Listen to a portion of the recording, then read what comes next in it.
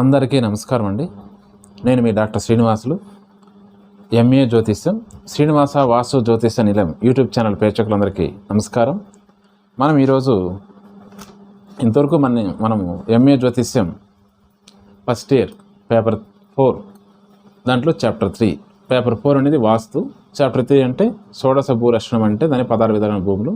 మనము ఇంతవరకు ఒక 2 విషయాల గురించి తెలుసుకున్నాం. ఇప్పుడు మనం వృత్తాకార భూమి, భద్రాసనకార భూమి అంటే ఈ రెండింటి గురించి మనం తెలుసుకుందాం.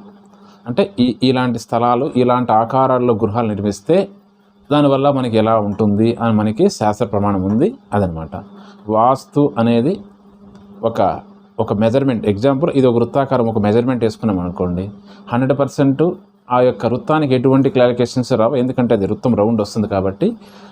అలాంటి వృత్తానికి కానీ లేదా ఒక మెజర్మెంట్ మన లాస్ట్ క్లాస్లో చెప్పుకున్నాం, ఆయుతమని, చతురస్రాకారం అని, అంటే ప్రతి ఒక్క మెజర్మెంట్కి ఒక్కొక్క ఆయ పదం అనేది కూడా ఉంది. కంపల్సరీ దానికి విలువ ఇవ్వాల్సి ఉంది. ఆయం లేదనడానికి లేదు వాస్తులో. సో ఆ ఒక క్లారిఫికేషన్స్కి ఒక పవర్ ఉంటుంది. వాస్తులో ఒక్కొక్క క్లారిఫికేషన్స్కి ఒక పవర్ ఉంటుంది. సో ఆ జాగా, ఆ నిర్మితమైన ఆ జాగాలో ఆ భూమికి అక్కడ నివసించినటువంటి జీవులకి వాళ్ళ జాతకాల కాంబినేషన్స్, వాళ్ళ యొక్క భూమి యొక్క స్థలానికి ఉన్నటువంటి స్థల స్థలం యొక్క వాసన, రుచి, ఇవన్నీ ఆధారంగా ఆ జీవులపైన ప్రభావం అనేది ఖచ్చితంగా ఉంటుంది. మనం 100% దాన్ని మనము నెగ్లెక్ట్ చేయడానికి లేదు.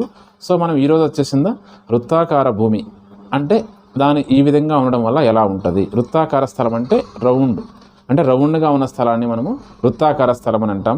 వృత్తాకార భూమి జ్ఞానవృద్ధి, ధనవృద్ధి కలుగుతుందని మనకి శాస్త్ర ప్రమాణం. అంతేకాకుండా గొప్ప మనకి విహార క్షేత్రాలలో కానీ, ఇప్పుడు మనము రిసార్ట్స్ అంటాం, అలా చోట్ల కానీ, పూర్వం అనేది పల్లెల్లో ఉపగృహాలుగా కూడా కట్టేవాళ్ళు. అంటే పల్లెల్లో ఇప్పుడు మామూలుగా ఎంత పెద్ద గృహం ఉన్నప్పటికీ ఒక చిన్న ఉపగృహంగా, అంటే వంట స్థలంగా కానీ, లేదా కంపల్సరీ ఒక వృత్తాకార గృహం అనేది కట్టేది. ఇది సర్వశ్రేష్టమైనటువంటి లక్ష్మీప్రదము, జ్ఞానవృద్ధి అయినటువంటి స్థలంగా వృత్తాకారం అనే దానికి అంత విలువ, అంత ప్రశస్తం అనేది మనకి వాస్తులో ఉంది. వృత్తాకార గృహానికి ఎట్టి పరిస్థితుల్లో మనం మైనస్ అని చెప్పడానికి లేదు. ఇది దీని యొక్క ప్రమాణం. బేసిక్గాను మనకి శాస్త్ర ప్రమాణం ఉంది కాబట్టి మనకి విద్యాలయాలు కొన్ని చోట, కొన్ని పెద్ద పెద్ద కట్టడాలు ఉన్న చోట స్పెషల్గా ఒక్కొక్క మంచి ప్యాలెసెస్లో కూడా స్పెషల్ రౌండ్ గృహం అనేది ఒకటి ఉంటుంది. టెంపుల్స్లో ప్రత్యేకంగా 100% దేవాలయాల్లో, చాలా పెద్ద దేవాలయాల్లో ఒక చోట రౌండ్ స్థలం అనేది ఉంటుంది. సో ఇవన్నీ కూడా మనకి వృత్తాకార స్థలం యొక్క ఫలాలు. నెక్స్ట్ మనం తెలుసుకోవాల్సింది భద్రాసనాకార భూమి అంటే భద్రాసనాకార స్థలం.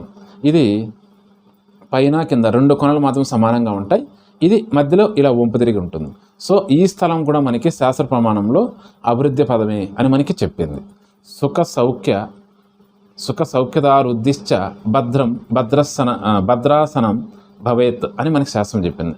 అంటే సుఖ సౌఖ్యదారుద్దిశ్చ భద్రాసనం భవేత్ అంటే మనకి ఈ స్థలం సుఖ సౌభాగ్యాలను కలిగిస్తుందని మనకి శాస్త్ర ఋషి ప్రమాణమే ఉంది.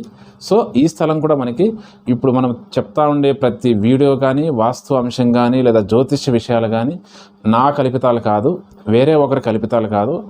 మనకి ఋషి ప్రమాణంగా, ఒక యూనివర్సిటీ ప్రమాణంగా, మనకి ఒక యూనివర్సిటీలో ఇంతమంది ఋషులు దాన్ని కలిపి వాళ్ళు ఒక ప్రమాణంగా తీసుకున్న సబ్జెక్టు మాత్రమే ఇక్కడ చెప్పడం జరుగుతూ ఉంది.